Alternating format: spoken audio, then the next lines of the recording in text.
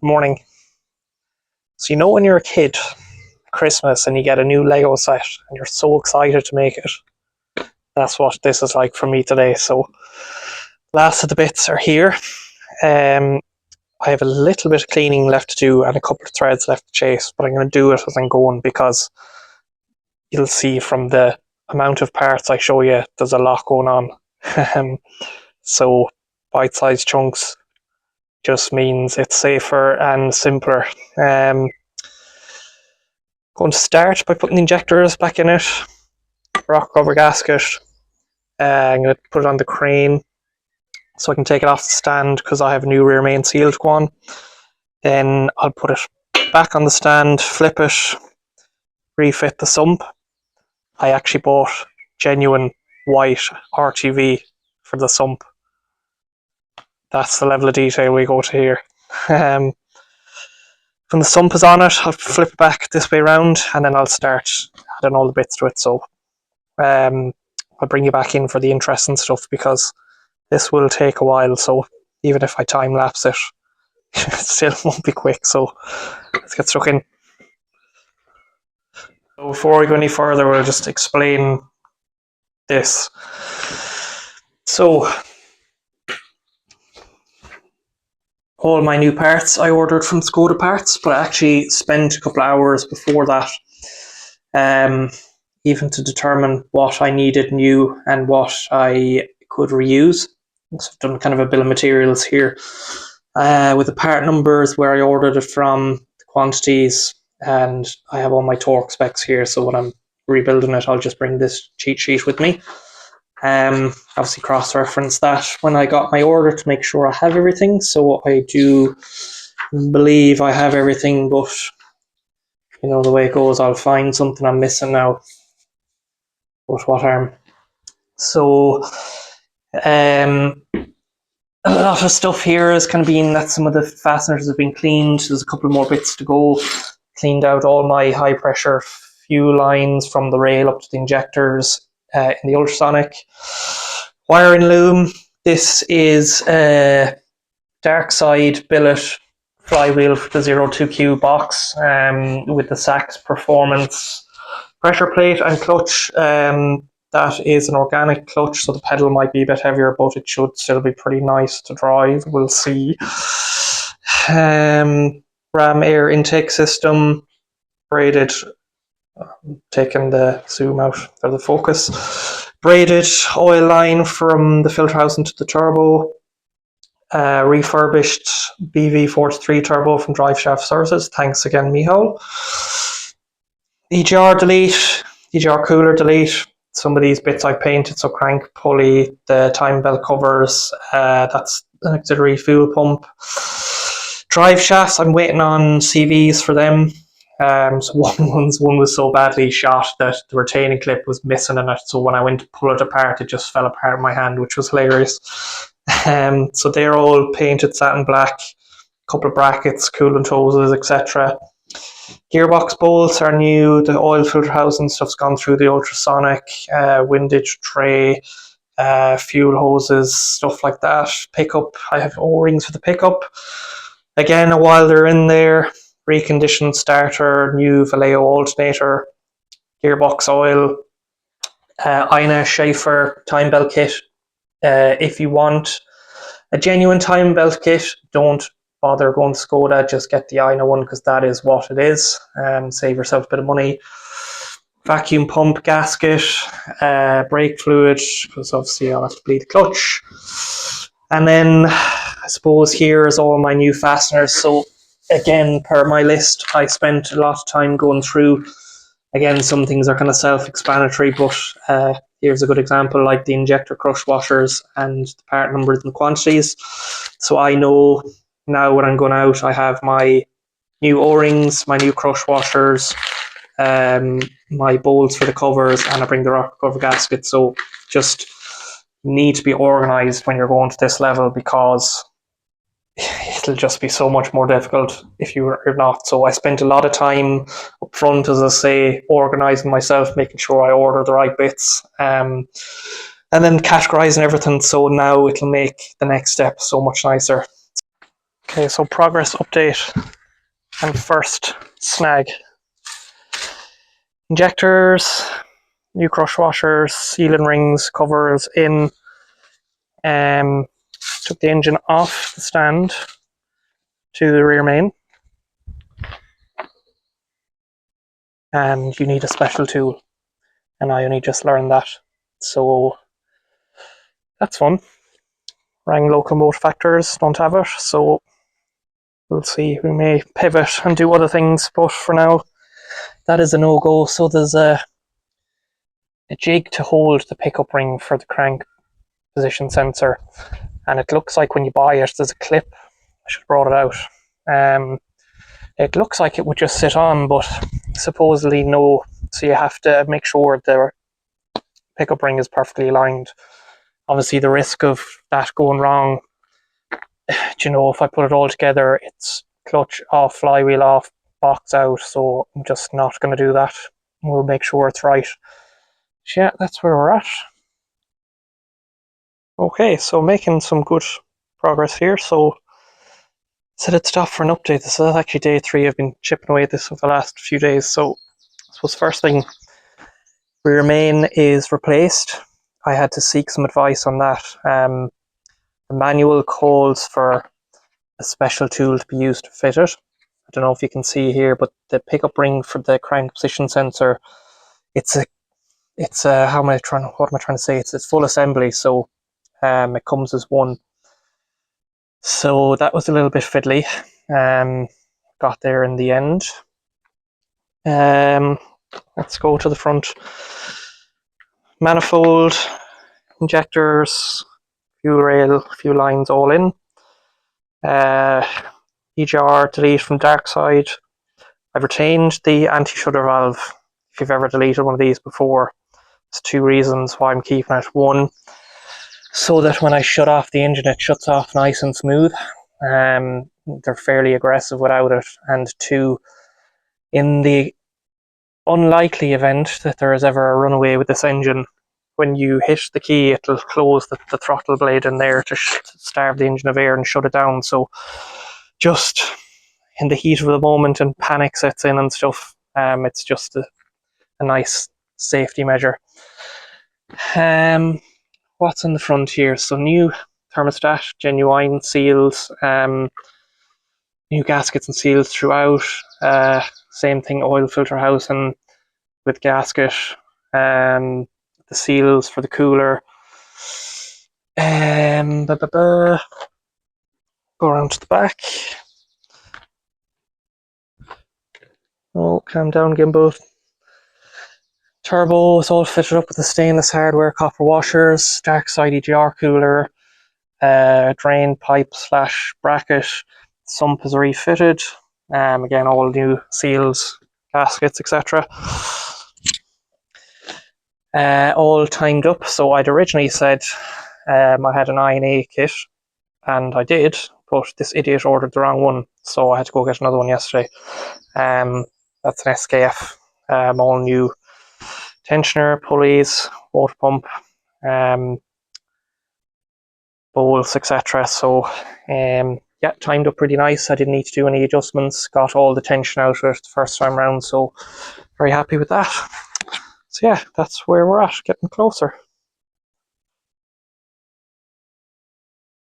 Okay, so one of the last steps before I put the gearbox back on with the new slave cylinder. So engine is on the pallet here, just to make it easier to work with.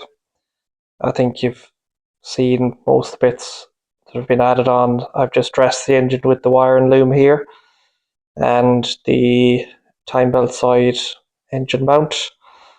What else? The oil feed line, so braided feed line from dark side from the oil filter housing up to the top of the turbo. That's now there as well.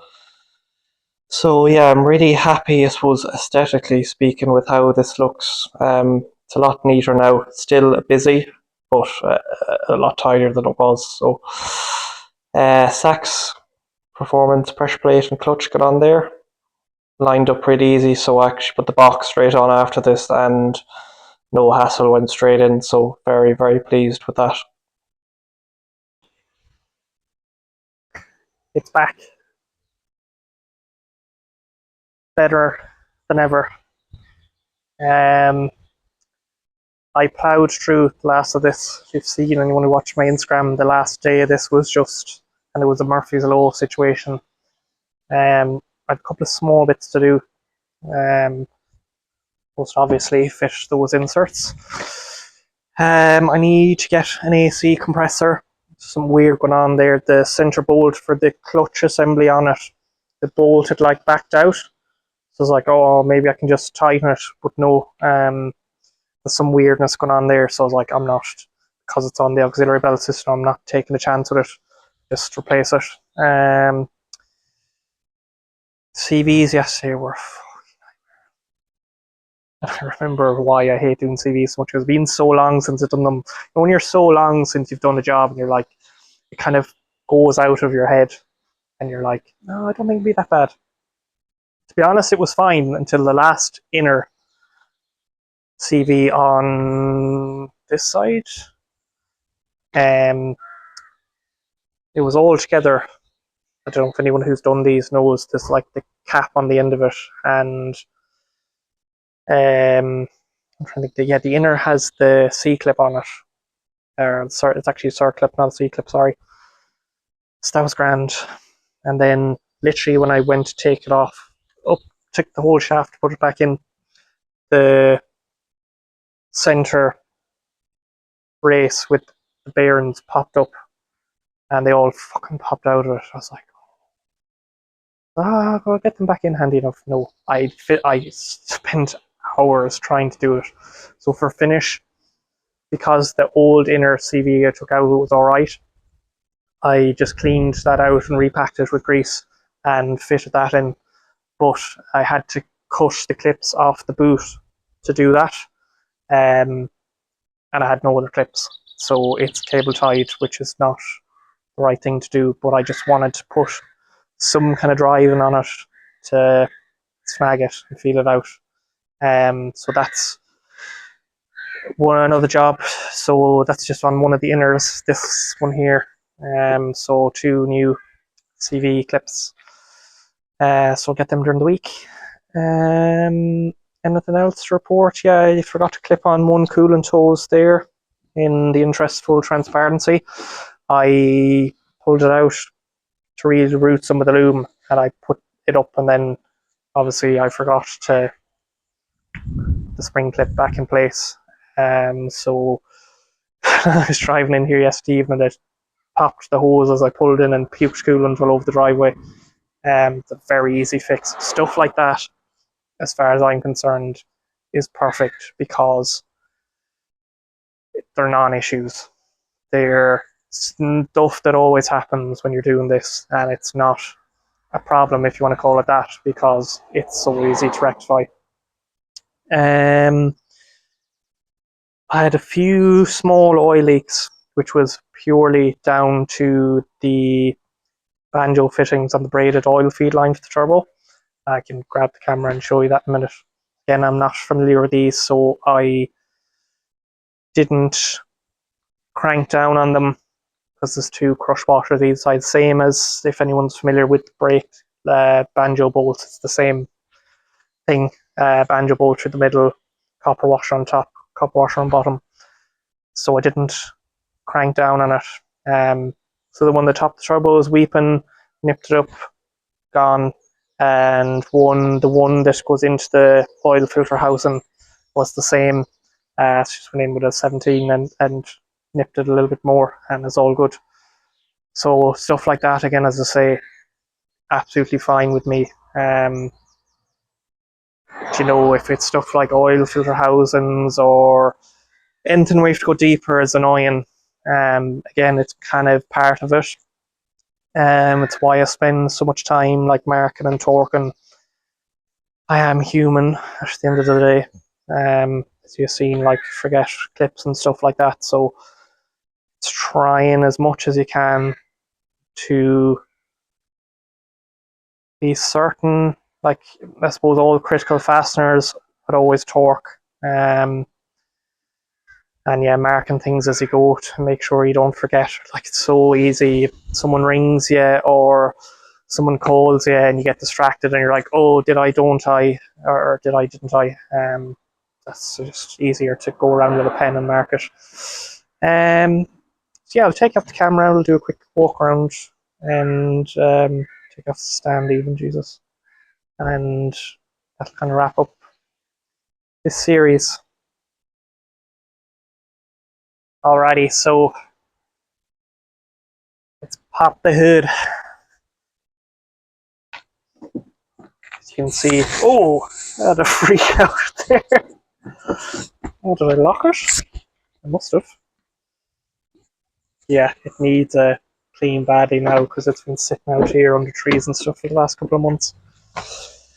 We'll do a quick recap.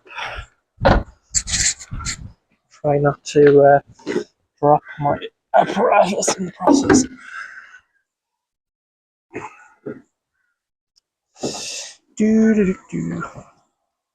Look, I suppose we'll recap as to what was, because a lot of this was maintenance on my part as well. So refurbished turbo from Drive Shaft Services, standard BorgWarner BV43, stainless studs and copper washer, new injector seals and the O-rings as well. All the fuel pipes here ultrasonically cleaned. New timing belt kit, water pump, all pulleys, etc.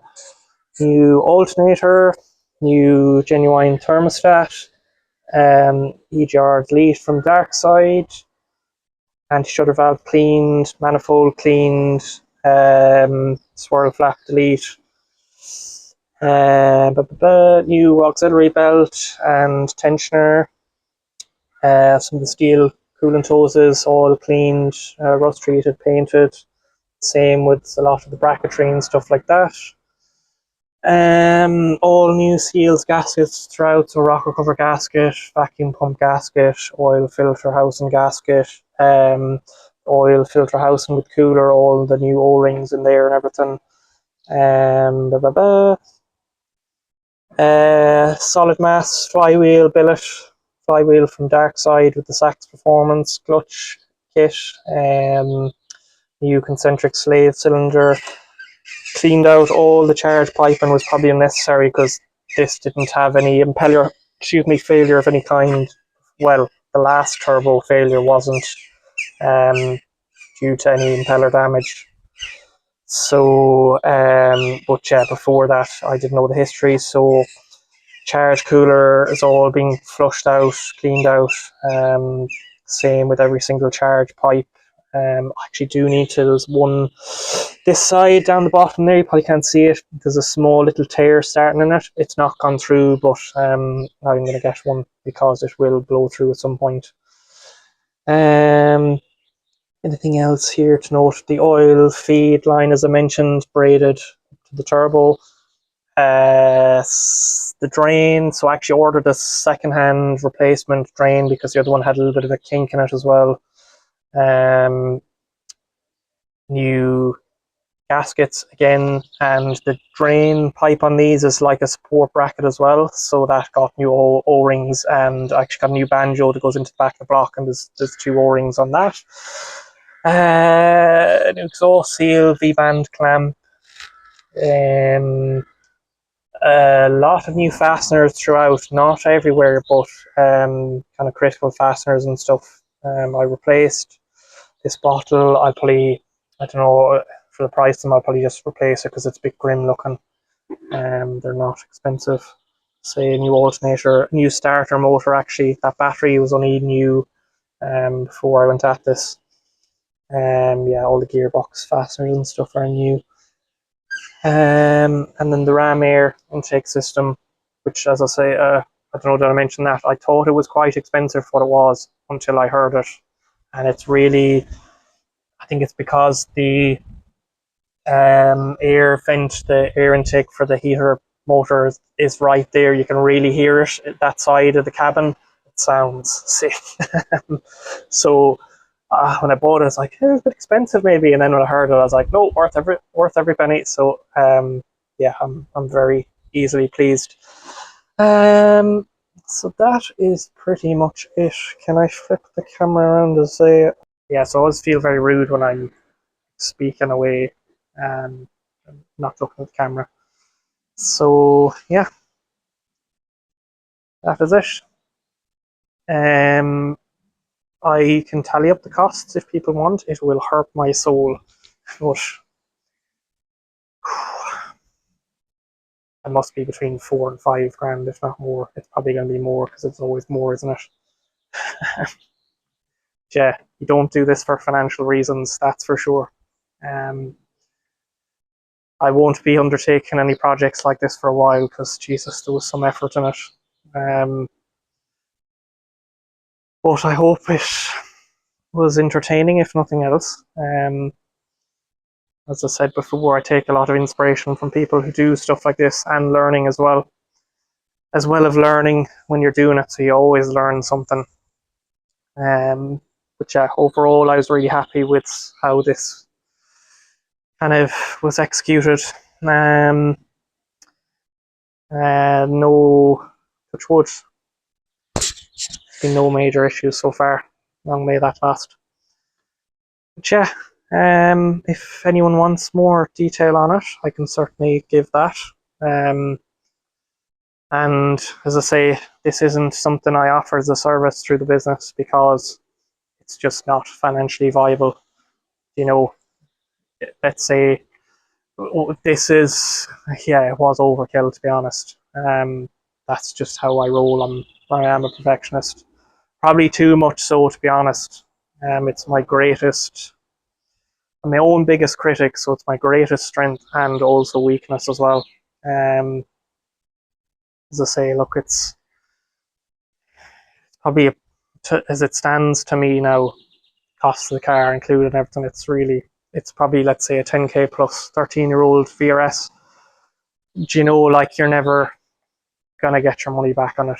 You're in a financial loss straight away. Um, yeah, it's a passion project, isn't it? As I say, it was a bad news story. I don't like.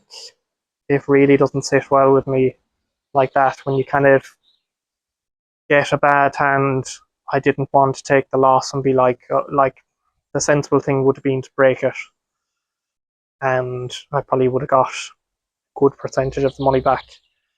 But I like to play life on difficult mode, so that would have been the easy option. And look, it's good to challenge yourself. Um, if you're not challenging yourself, you're not learning, are you? So, um, yeah, not a financial project, but one of love, I would say. So, I'm hoping this brings me a lot of enjoyment now. Um, Definitely a lot of learning for sure. Um, I'm not a stranger to doing engine work like this. I've done a lot of it. A lot of it for someone who's not an engine builder, a mechanical engineer, but this is kind of a, as I say, passion, hobby slash turning into um, career now. So, um, yeah, that's kind of it, really, isn't it? I'll probably do some follow up updates if people want as well, just to see how things are going. I haven't experienced it to its fullness yet, so when that clutch is bedded in now, we'll have some fun, see what it's all about. But I can tell it's going to be good, even when you start to ease into it. That's why I ordered the Strong Flex mount. I was like, there's going to be around 450 newton meters of torque in this now, I'd say. So, and it's front wheel drive, so it's gonna be hot now. Yeah, looking forward to getting a proper spin in it. Yeah, thanks so much. Talk soon. Bye bye.